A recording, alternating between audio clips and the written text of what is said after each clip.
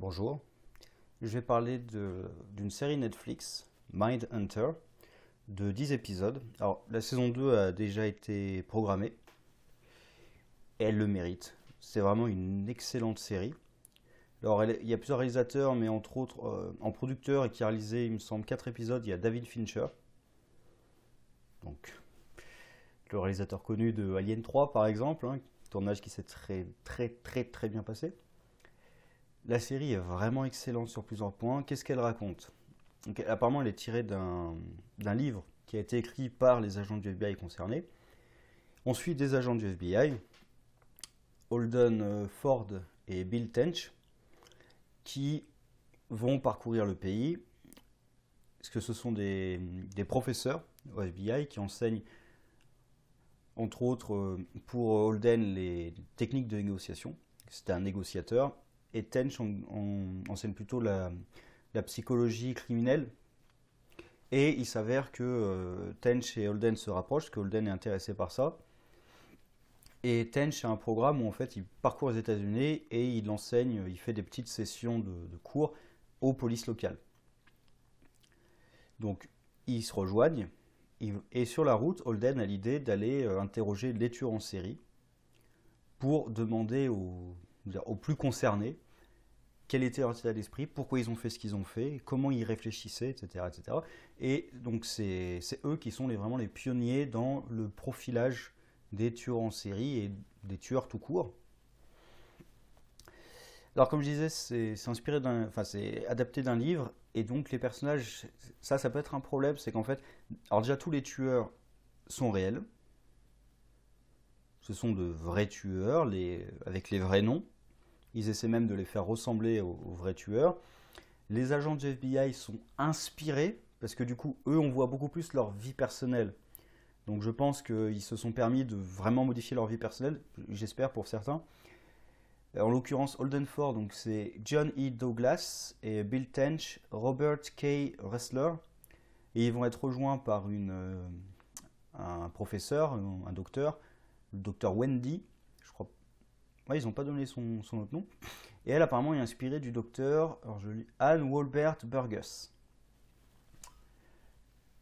Voilà, donc ça peut être un problème, c'est toujours délicat, parce que quand on parle de choses réelles et qu'on a des personnages réels, surtout dans les affaires aussi complexes, mais je pense quand même que leurs vies privées sont... Je ne connais pas la vie privée de ces vrais agents, donc je pense qu'elle est inventée pour l'histoire. Les tueurs, par contre, leurs crimes sont respectés. Enfin, oui, de toute façon, leurs crimes sont respectés, oui. Mais je pense, pareil, je ne suis pas un expert dans le domaine, mais je pense qu'ils ont essayé de respecter ce qu'on sait de chacun des tueurs, vu que c'est tiré d'un livre quand même qui s'intéresse au profilage et aux tueurs en série, qui a été écrit par le premier intéressé, John Douglas. Alors, l'histoire s'attarde vraiment le plus sur ça, le profilage, les relations essentiellement avec Ed Kemper, qui est très bien joué, enfin, de toute façon tout est bien joué, de toute façon, et bien réalisé, il n'y a pas de problème. Ed Kemper qui est encore incarcéré, il me semble-t-il, d'ailleurs encore aujourd'hui aux États-Unis. En fait, il développe une relation quasi, alors, pas amicale, mais Ed Kemper pense que l'agent du FBI est son ami, Holden. Et Holden, on a l'impression, parce que son coéquipier lui dit il croit que tu es son ami. Holden, par exemple, il garde les cartes qu'il lui envoie. Donc j'ai quand même l'impression que lui-même est peut-être pas ami, mais il sent qu'il y a un lien entre eux, en tout cas. Parce que, en mettant de côté le fait qu'il a massacré pas mal de gens, bah, quand ils discutent, en plus l'acteur, quand ils discutent, ils sont tout à fait sympathiques. Là, vous savez, ça c'est le premier truc que vous entendez là, quand on arrête un tueur ou un truc comme ça, c'est tous les voisins. Il était très sympathique, il nous disait tout le temps bonjour. Ouais, et après il décapite sa mère et il viole sa tête. Très sympathique. Au début, moi j'ai eu peur d'un seul truc. Alors la série commence avec Holden qui est encore négociateur et qui échoue plus ou moins parce qu'en fait il réussit à sauver les otages, mais le preneur d'otages se suicide parce qu'il était complètement taré. Apparemment, justement, il avait arrêté de prendre son traitement et du coup, il a pété un plomb. Et il se suicide. Donc, Holden le vit très mal, mais Et là, j'ai eu peur parce que j'ai cru que ça allait être un truc genre le FBI qui. La bureaucratie, voilà, c'est la bureaucratie lourde et pénible du FBI qui va leur taper dessus et tout. Et le directeur qui s'occupe de lui, Shepard, au contraire, lui dit oui, c'est une réussite. C'est une réussite. Les otages sont pas morts, il n'y a pas eu de blessés. Oui, le premier otage est mort, mais bon, c'est pas le plus grave, quoi. Il y a des résultats bien pires. Et il décide de mettre Holden en. Ce qu'il voit qui va pas bien, et du coup, il décide de le mettre en prof pour enseigner ça. Et pendant toute la série, il y a vraiment des moments où j'ai eu peur que ce soit la bureaucratie de FBI qui soit lourde et tout. Et Shepard, alors il n'est pas tout à fait d'accord avec leur projet au départ, parce que pour l'image du FBI, tout simplement, mais il va quand même leur laisser de la latitude. Et aussi, ils l'ont fait un peu dans son dos, donc je comprends quand même qu'il soit énervé. La plupart du temps, quand il est énervé, Control, il a raison. La plupart du temps, franchement, dans la série, quand il s'énerve Control, c'est un moment quand même, ils essaient de dissimuler un peu une connerie qu'a fait Holden. Il a raison de s'énerver.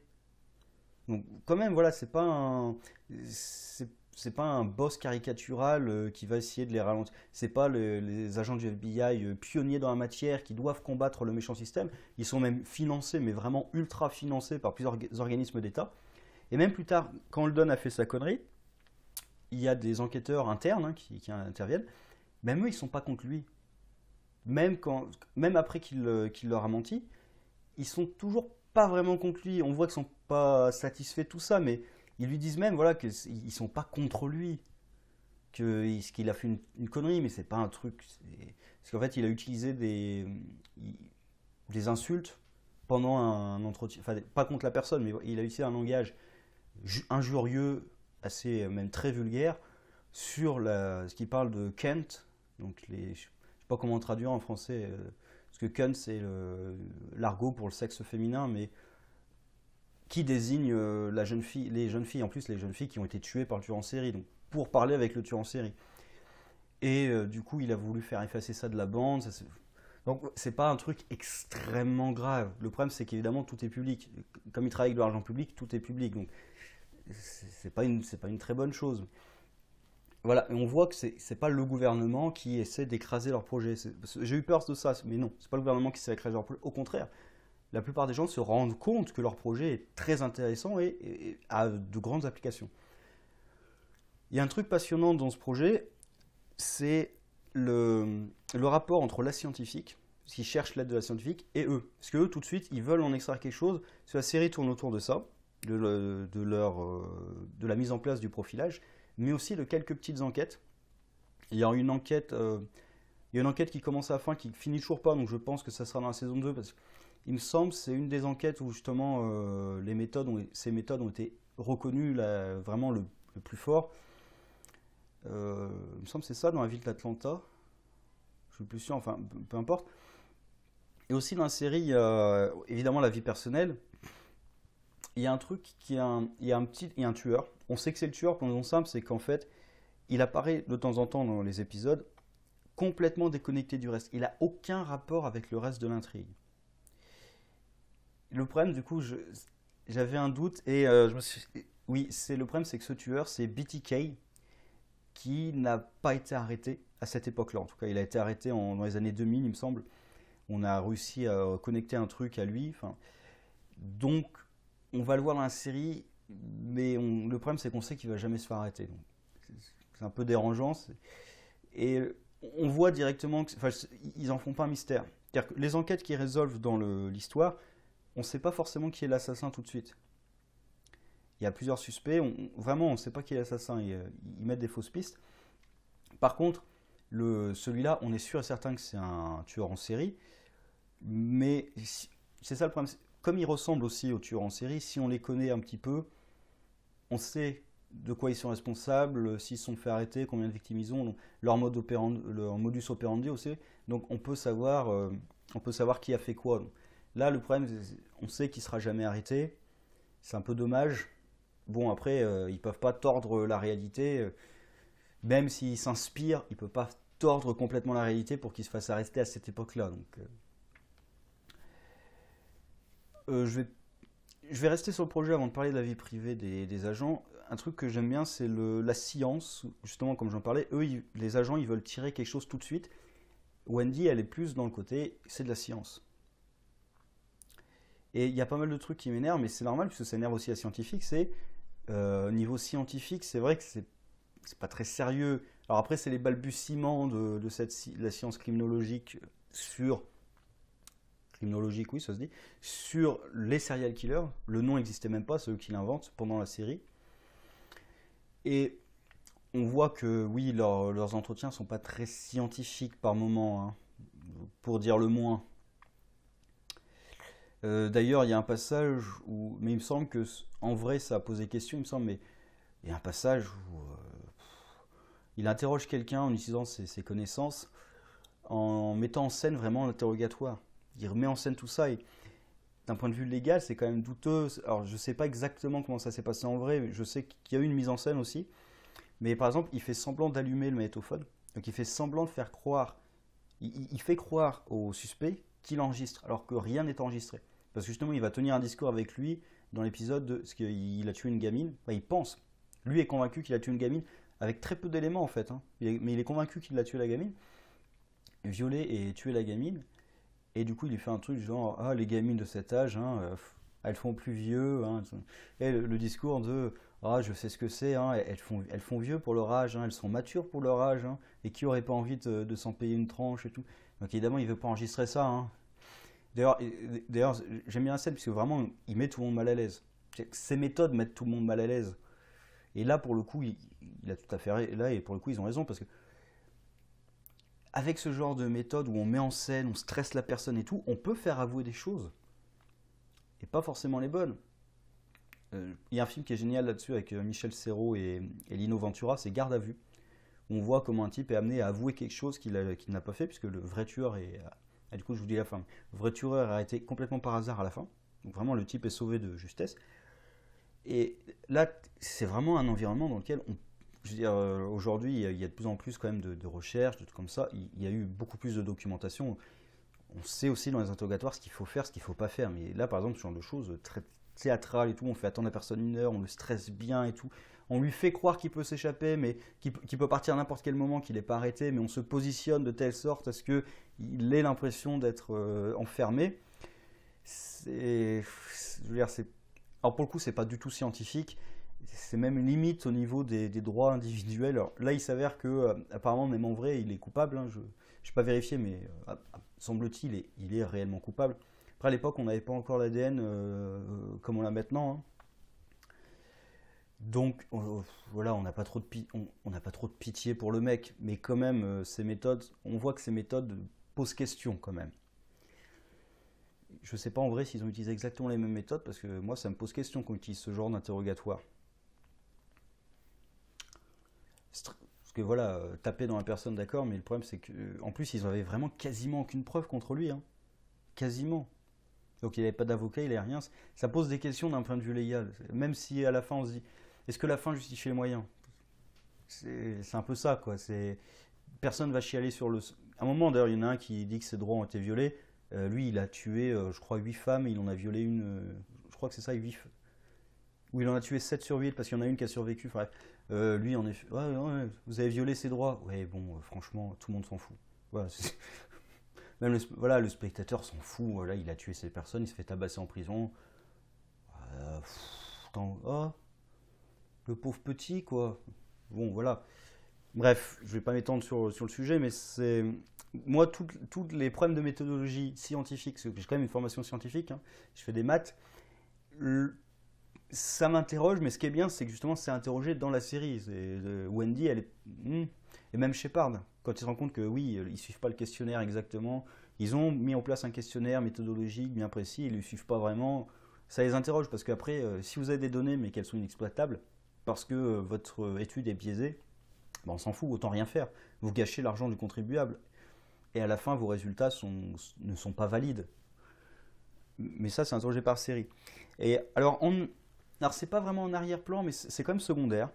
On suit la vie privée de ces agents. Alors, ça reste secondaire. On voit l'impact que ça a sur leur vie. Et on voit là aussi, dans leur vie, ce qui peut les pousser à faire ce qu'ils font. Par exemple, il y a Tench qui est vraiment de plus en plus démoli par ces tueurs en série.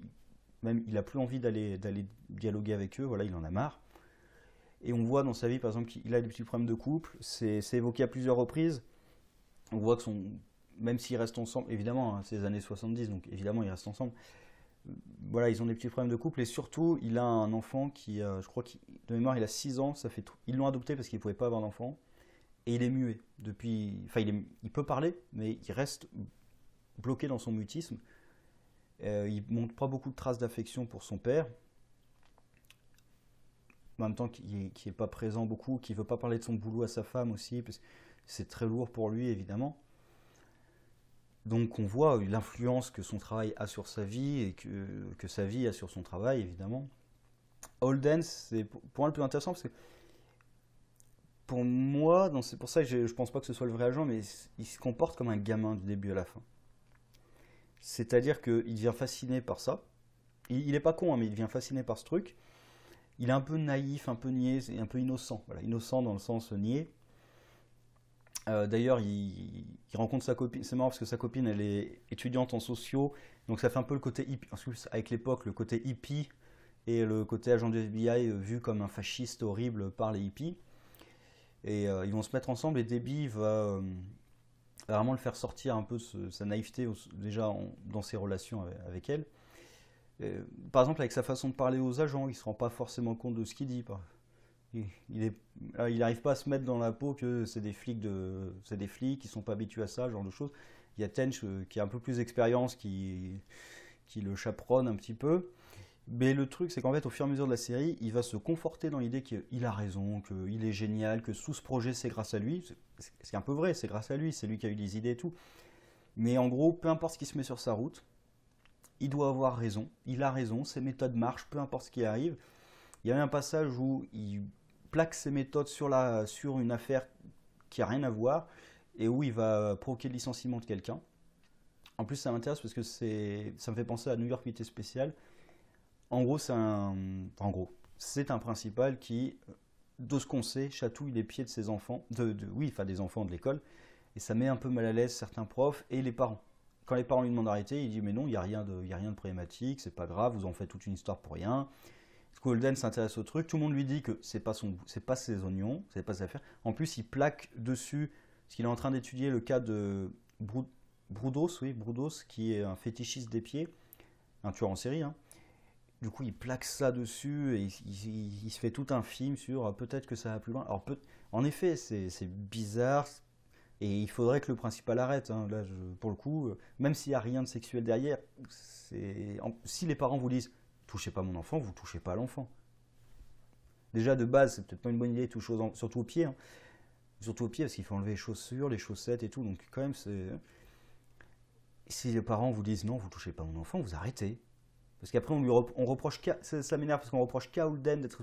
Il est en partie responsable, évidemment, mais il n'y a pas que lui quand même. Déjà, il n'y a pas que lui qui s'en inquiétait. Et il suffisait qu'il arrête. C'est ça, Holden lui a donné une porte de sortie quand même. Il faut arrêter de tout ça. Mais on ne sait pas s'il a continué parce que c'était compulsif chez lui, donc vraiment il avait un problème, ou si c'est juste son ego professionnel de dire non mais vous me dites pas comment je fais mon métier. Que c'est peut-être juste ça, hein, c'est peut-être vous me dites pas comment je fais mon métier, je fais ce que j'ai envie. Il y a des gens qui, juste par ego, par fierté, vont s'entêter dans une connerie. Voilà. Il faut savoir prendre parfois les conseils des gens. Bref, mais Holden à la fin, c'est vraiment un petit con. Franchement, c'est à la fin de cette saison en tout cas, donc je pense qu'il va y avoir un chemin inverse. C'est vraiment un petit con. Et ce qui est marrant, c'est que tout le monde pense que ça n'a aucun impact sur lui, les tueurs en série. C'est pour ça que Tench s'énerve un petit peu contre lui à un moment parce que lui est vraiment infecté et il a l'impression que Holden n'a rien. Et on voit, alors au début, il y a il me semble qu'il y a vraiment deux grosses scènes de sexe avec sa copine. Et c'est important, alors déjà c'est l'ambiance un peu libération sexuelle et elle le déniaise un petit peu. Donc, et c'est important parce que la plupart des tueurs en série, enfin tous ceux qui sont montrés en tout cas, ont un gros problème avec les sexualités. Ed Kemper, le premier, hein, il a quand même décapité sa mère et violé sa tête. Donc il a des gros problèmes avec sa sexualité. Et c'est important de montrer la sexualité normale, entre guillemets, on va pas mettre de normes, mais entre guillemets, voilà, une sexualité qui n'est pas basée sur la domination et l'annihilation. Parce que là, c'est même plus la domination de l'autre, ils veulent détruire l'autre. C'est pas juste ils veulent dominer leurs victimes, ils veulent les détruire. c'est encore plus loin.